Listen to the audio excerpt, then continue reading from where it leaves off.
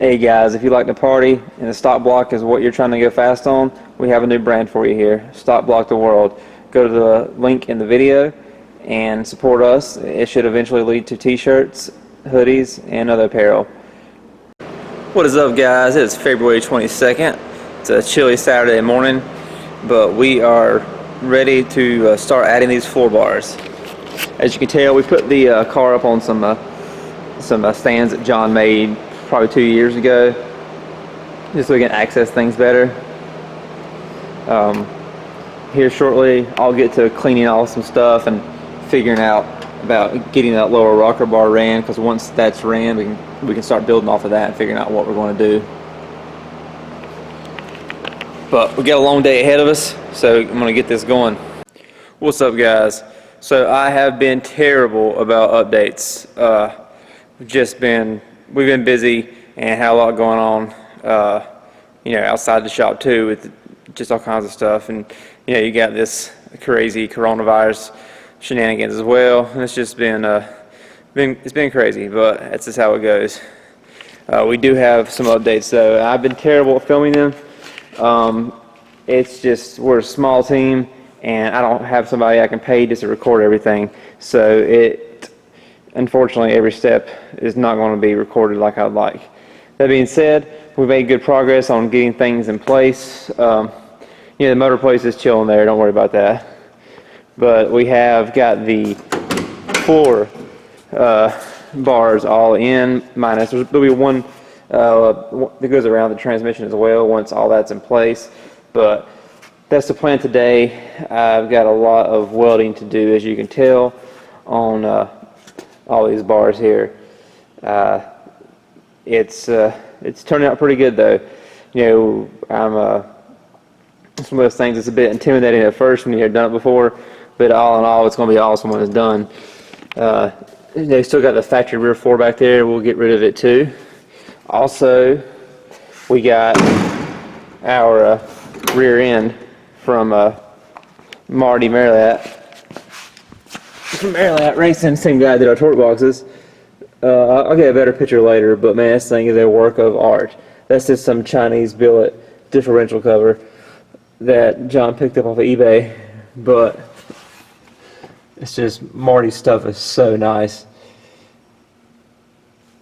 And his rear end utilizes a whole new housing, opposed to just cleaning up the stock stuff, and new tubes that are I believe an 1/8 inch or a 1/4 inch bigger.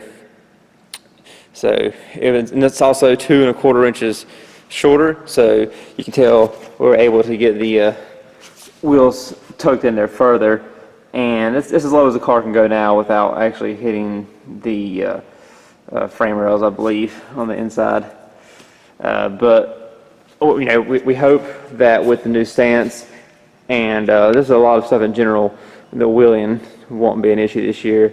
Although the way it's looking now, this car is going to be pretty damn light, so we may have to just hang some weight on it to make it respond well.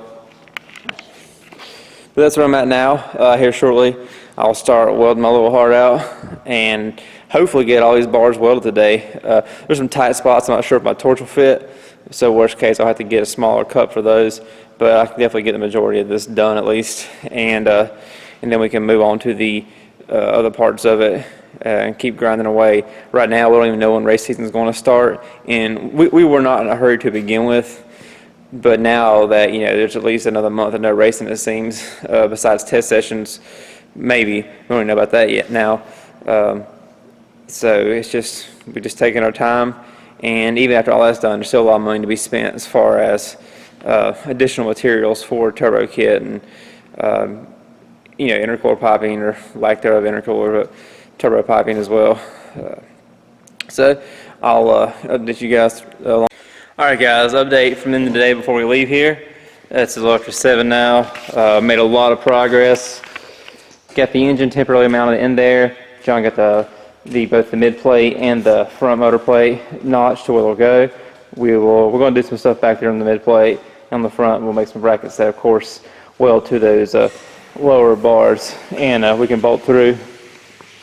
I got a huge amount welded on the floor. Still a little bit to go, but nothing crazy.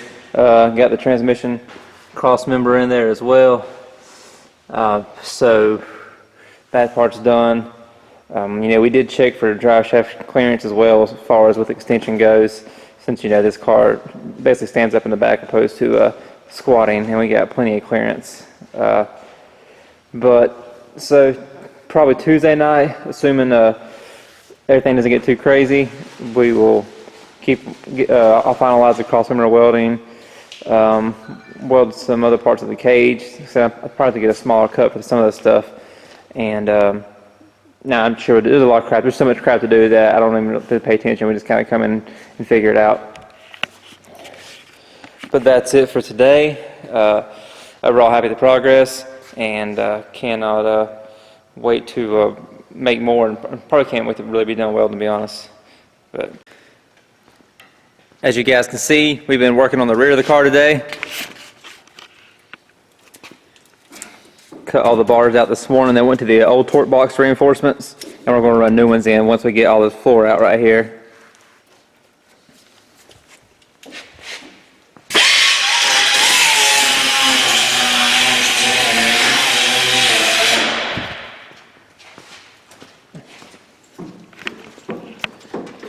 As you can tell, this is some incredibly messy work, and you go through a lot of money in grinding pads and sawzall blades. But if the car's faster, it's worth it, right?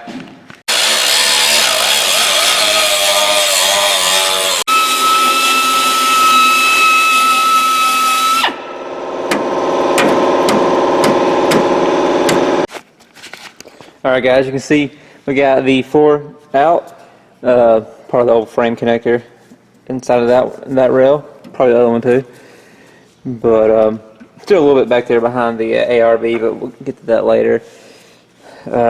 All together, that weighed with the box 17.2 pounds. Now obviously that is including some of the 1/8 inch plate that was on top of the old torque box reinforcements, but what we're putting back will be substantially lighter, since it'll be, I imagine, either aluminum, probably aluminum, unless we hit the lottery and can afford carbon fiber or titanium. But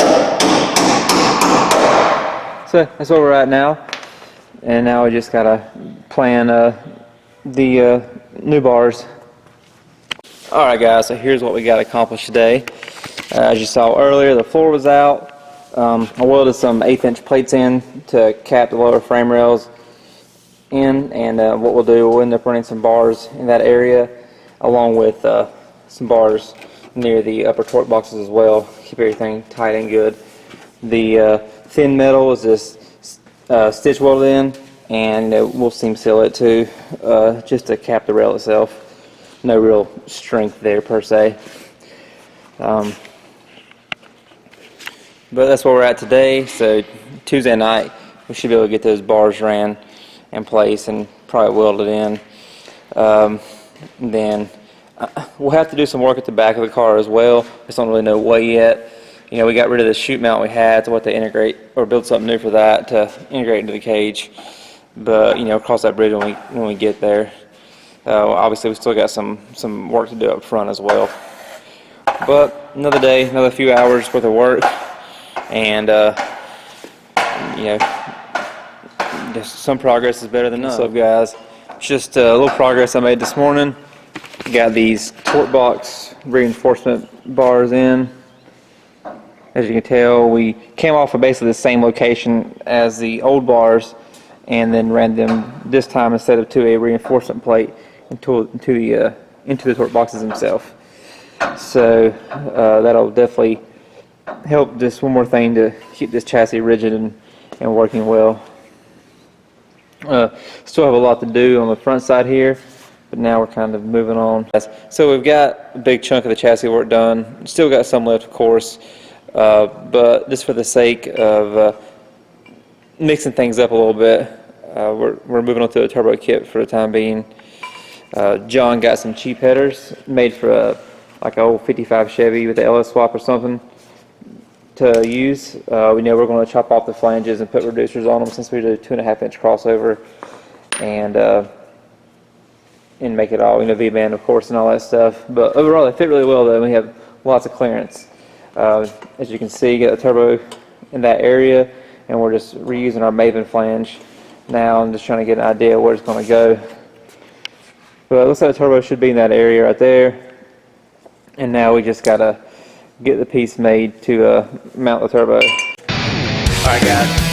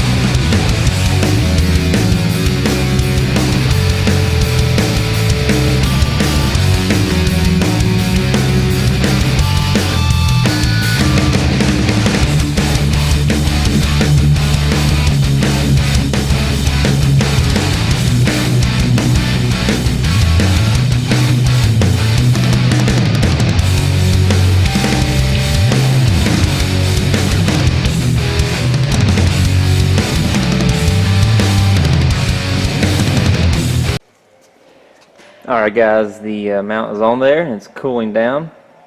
And then we'll test fit it here shortly.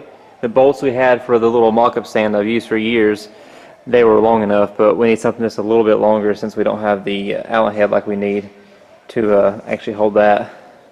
Some of you may be wondering, you guys can fabricate, so why would you not buy your own headers? Or sorry, why would you not build your own headers? Well, typically material to build your own headers, and I will say I'm sure it's better material for sure. You're looking at $500 to $700 easily, if not more. And then the time, a lot of time into doing that. These right here were something I said I think they're less than $300. If they didn't fit, we can send them back, and then just go from there. But it saves us a lot of time, which we don't have a lot of time. We get basically one day and one evening a week sometimes to work on this thing, and we're not rushing anything, but we still want to get things done eventually. And once again, we're literally spending half the money to, if not more or less, to use these. And if they ever have an issue later, then we'll live and learn, and we'll have a good spot to build some new headers too. As you guys see, we got a turbo on there, and it looks like it should. I believe we're on the same plane with the rest of the car. And you guys are like, hey, wasn't your turbo black? It was, and John spent 300 hours so far grinding and polishing and using a paint stripper and everything else to get the world's thickest turbo paint off. The paint was damaged in the wreck anyways, so John was going to have to do something with it, and instead he decided to, like I said, spend 300 hours, I swear, trying to clean that crap off. As you also notice, this is a V-band turbine housing. When we bought this turbo secondhand, it came with the V-band housing, but at the time we weren't going to redo the turbo kit, so we got a traditional T6 inlet housing instead. Now we can make use of this housing, and it was a good 10 or 12 pounds lighter, I think. I forgot to weigh it again, but that's what we also used on Alan's truck. But I'm digging it. Like I said, turbo mounted. We'll have to weld on something besides the chassis bars inside the car, and it shouldn't be a big deal to get this turbo Tuesday night in here.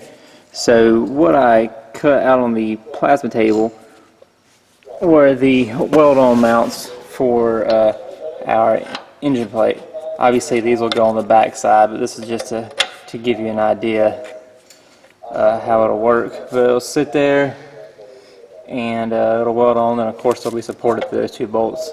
And these are actually the same bolts that we used last time. So I believe it'll work pretty well. They obviously seem to hold up to a pretty good amount of impact and load. John's over there tweaking the coil holder to see if he can get things to work like they did before with the new headers and modified strut towers and stuff. But what I'm about to do is get these things lined up where they go and get them welded in.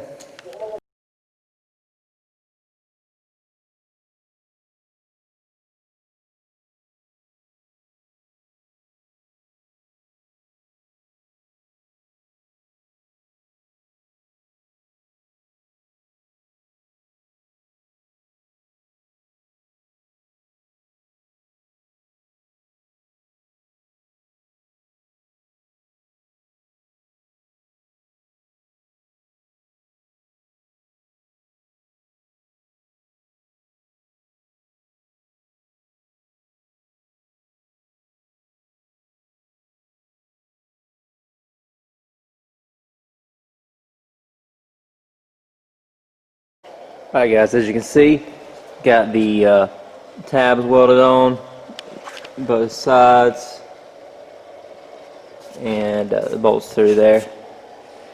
Waiting for the material to come in so we can start on the turbo kit and we can get that part knocked out, at least the the turbo feed side of it, and then probably right after that I have to move back onto the chassis work since there's still a decent amount left.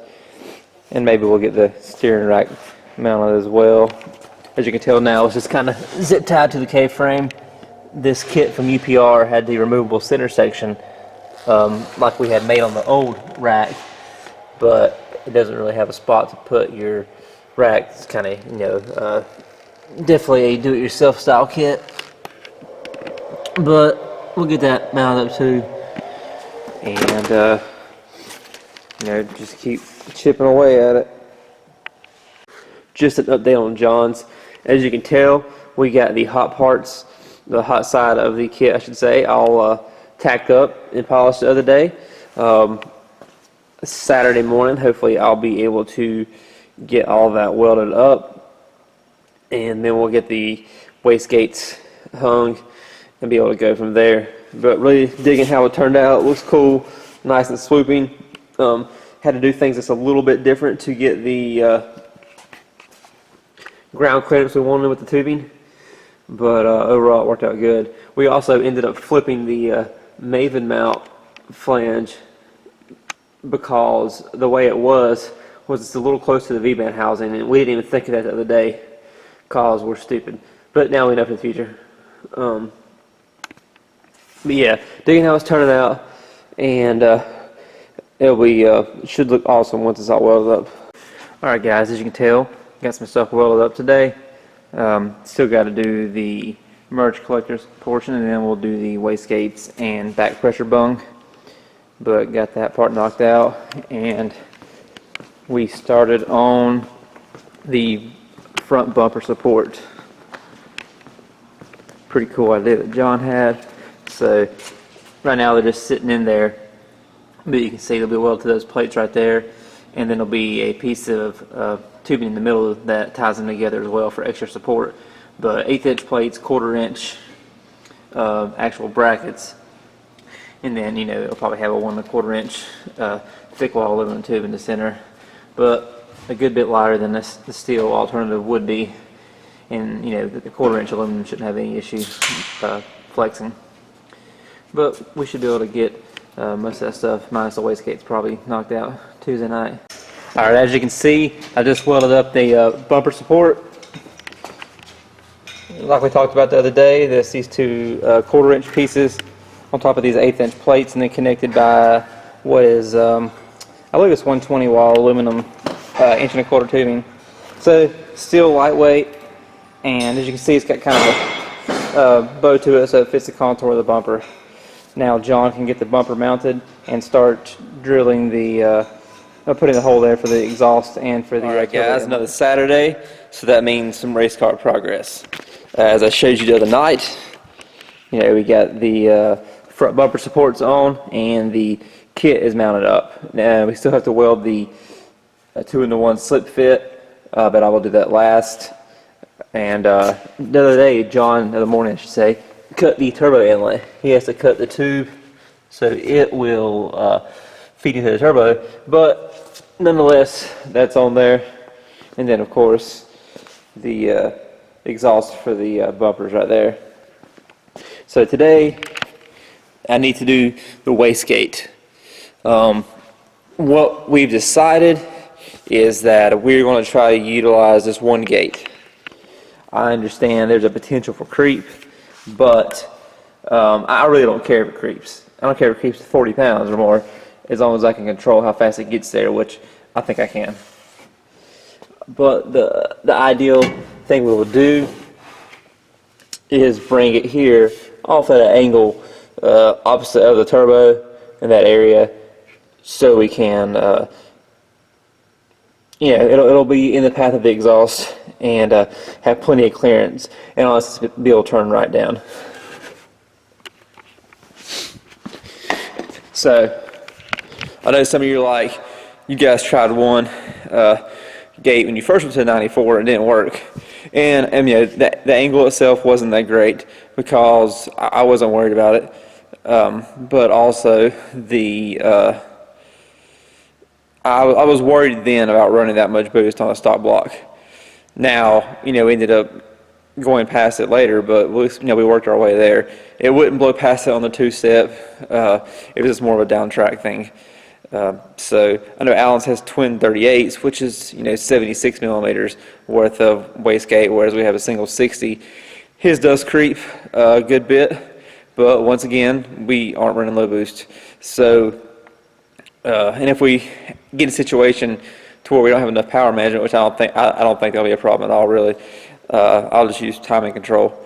So that's what I'm going to do this morning. I'm going to get a piece made up to get the fitment right for the tube on the wastegate, and we'll start on that.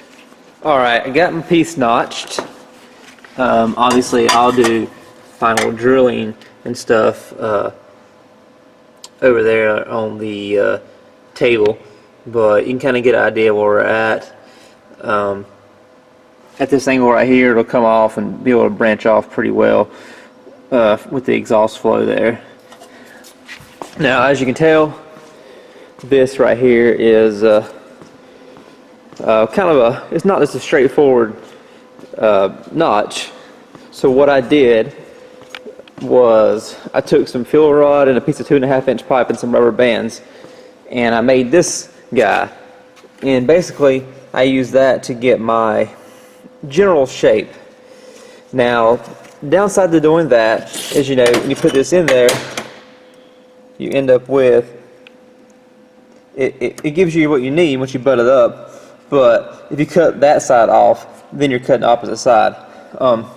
So what I did was just made a mark every little bit, a little dot, and measured down 3 inches, transferred that down, and then did it with a that mean saw right there.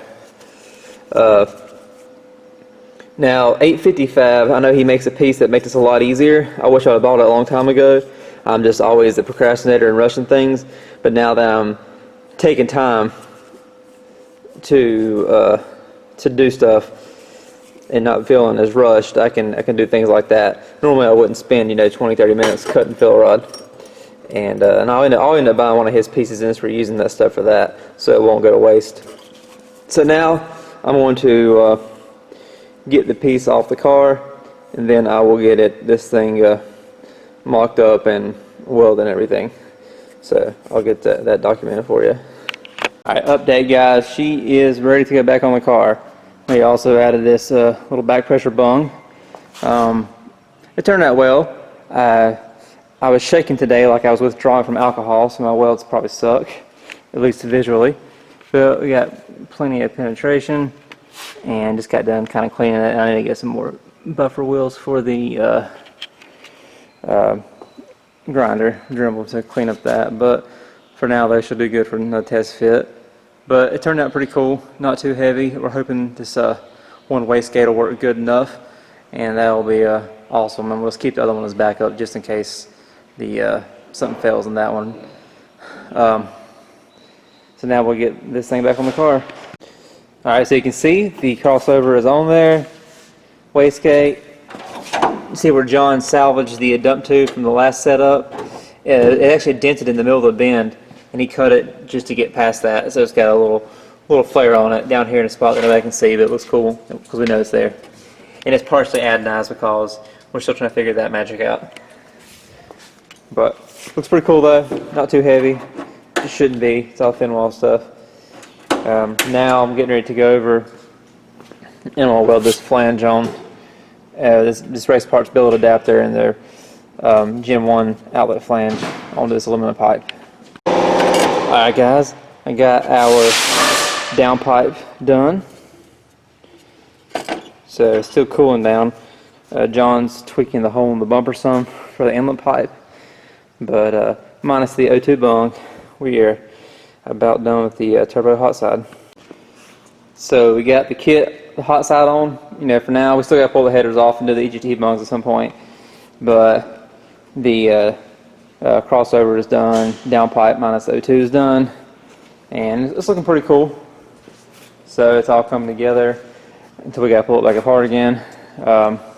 With this being done, it pretty much means it's back onto the chassis side of things, which is depressing but necessary.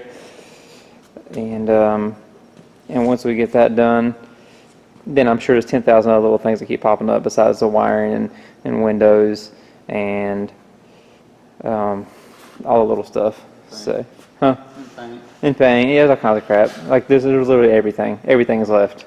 So far we've done almost everything, and somehow everything is still left.